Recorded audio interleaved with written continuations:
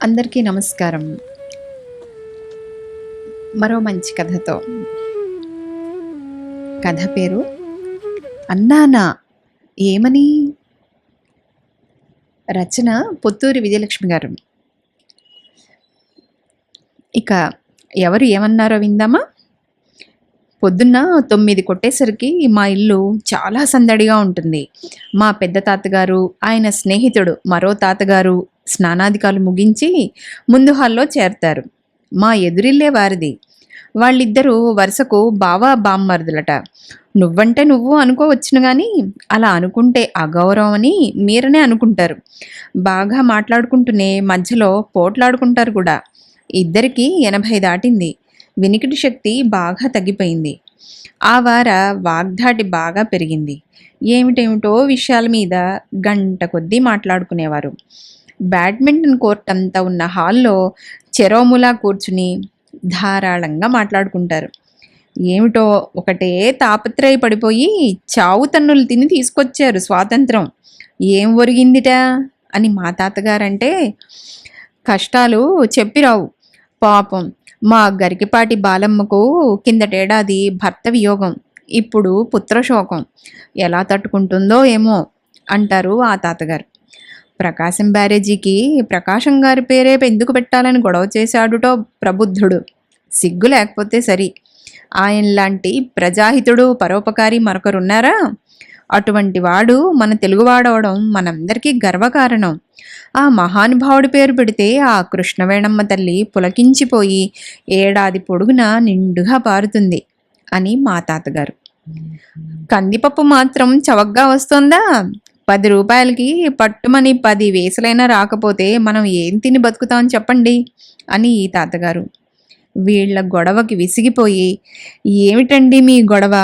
ఒకరు చెప్పేది ఇంకొకరికి వినిపించదు అని ఏ బాబాయో విసుక్కుంటే, చాలే గుడ్డొచ్చి పిల్లను వెక్కిరించిందట.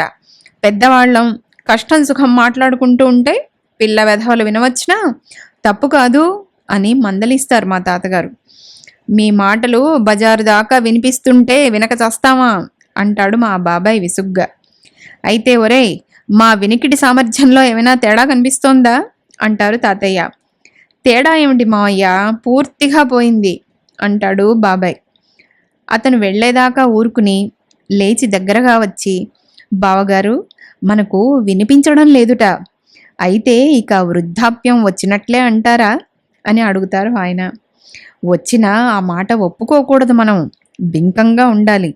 లేకపోతే మన మాట లక్ష్యం చేయరు. ఇప్పటికే మనకు చెప్పకుండా సినిమాలకి షికార్లకి పోతున్నారు, చూస్తున్నారుగా అని చెప్తారు మా తాతగారు. నిజమే సుమా బావగారు, మన పెద్దరికం నిలబెట్టుకోవాలంటే మనం బింకంగా ఉండాలి ఒప్పుకున్నారు ఆ తాతగారు. చాలా రహస్యంగా మాట్లాడుకుంటున్నామని వాళ్ళు అనుకున్నా ఇంట్లో అందరికీ వినిపించింది ఆ సంభాషణ. ఆ రోజుల్లోనే మా బావగారు పండక్కి వచ్చారు. మా బావగారిది పై సంబంధం. ఆయనకి బుద్ధి తెలిసేసరికి ఆయన తాతయ్యలిద్దరూ పైకి వెళ్ళిపోయారు. అందుకే ఆయనకి తాతయ్యలంటే అపరిమితమైన భక్తి ప్రపత్తులు వినయ విధేయతలును. మొదటి పండుగ స్నానం చేసి హాల్లోకి వచ్చారు బావగారు. అప్పటికే మా తాతయ్యలిద్దరూ దర్బారు తీర్చారు. ఇద్దరి మధ్య ఓ కుర్చీలో కూర్చుని ఇద్దరికి వినయంగా నమస్కారం చేశారు బావగారు. ఏం నాయనా, స్నానం అయిందా పలుకరించారు మా తాతగారు. అయిందండి వినయంగా సమాధానం చెప్పారు బావగారు. ఏమిటి నాయనా బావగారు అడుగుతున్నారు అడిగారు ఆ తాతయ్య. స్నానం అయిందా అని అడిగారండి మళ్ళీ మర్యాదగా చెప్పారు బావగారు. ఏమిటి బాబు బావగారు అంటున్నారు తాతయ్య ప్రశ్న. మీరేం అడిగారా అని అడిగారండి తెచ్చిపెట్టుకున్న చిరునవ్వుతో బావగారి సమాధానం. ఏమిటయ్యా బావగారంటున్నారు ప్రశ్న. అబ్బే ఏం లేదండి, మీరేమడిగారా అని నీరసంగా సమాధానం. ఏమిటబ్బాయి ఏమిటంటున్నారు మా బావగారు? శ్రీరామచంద్ర. ఏం లేదండి, మీరేమడిగారా అని కొన ఊపిరితో బావగారి సమాధానం. పావుగంట గడిచింది. లేవాలని ఎంత ప్రయత్నించినా వాళ్ళు లేవనివ్వడం లేదు. బావగారికి దుఃఖం తన్నుకొస్తోంది. అదే గొడవ. ఆయన్ని రక్షించడానికా అన్నట్లు వచ్చింది మా అక్కయ్య. ఈ వ్యవహారం అంతా చూసి, ఇటు రండి అట్లా బజారుకో గుడికో వెళ్దాం అని పిలిచింది. బ్రతుకు జీవుడా అని లేచి, "ఆ! ఏమిటి నాయనా అమ్మాయి అంటోంది" అని వాళ్ళు అడుగుతున్నా వినిపించుకోకుండా పారిపోయారు.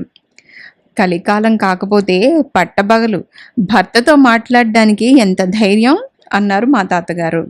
ఆ మాటకొస్తే భట్టిప్రోలు వారు కూడా గట్టివాళ్లే అన్నారు ఆ తాతగారు. అదండి కథ. మళ్ళీ రేపు మరో మంచి కథతో. ఇంతకీ లైక్ చేసి సబ్స్క్రైబ్ చేసుకోవడం మర్చిపోరు కదూ. అందరికీ ధన్యవాదాలు.